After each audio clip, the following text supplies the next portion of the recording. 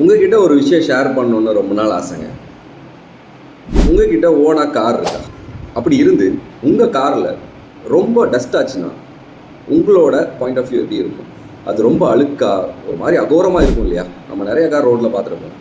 ஒருவேளை உங்கள் கார் ரோட்டில் ஆக்சிடெண்ட் ஆர் இன்னொரு பக்கத்து வண்டிக்காரன் பின்னாடி வந்தவன் இடித்து ஏதாவது டேமேஜ் ஆகி ஃபீல் பண்ணியிருக்கீங்களா? ஆமாம் அப்படின்னா முடிஞ்ச வரைக்கும் நான் சொல்கிற விஷயத்த இதோட ரிலேட் பண்ணி பாருங்கள்.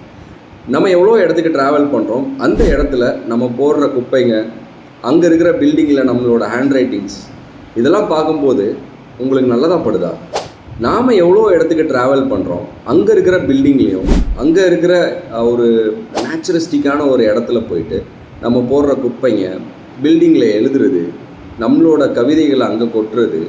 ஸோ நமக்கு எழுதுறதுக்கு எவ்வளோ ஆப்ஷன் இருக்குது. அதுதான் அந்த பில்டிங்கில் போய் எழுதணுன்ற அவசியம் இல்லைல்ல. ஸோ அந்த மான்யூமெண்ட் பாதுகாக்கப்பட வேண்டியது. லொக்கேஷனை என்ஜாய் பண்ணுங்கள். உங்கள் ஃபேமிலியோட, உங்கள் ஃப்ரெண்ட்ஸோட சோலோ ட்ரிப் எப்படி வேணாலும் போங்க. முடிஞ்ச வரைக்கும் ட்ராவல் ரெஸ்பான்சிபிலிட்டி அது ஒன்று தான். தேங்க்யூ.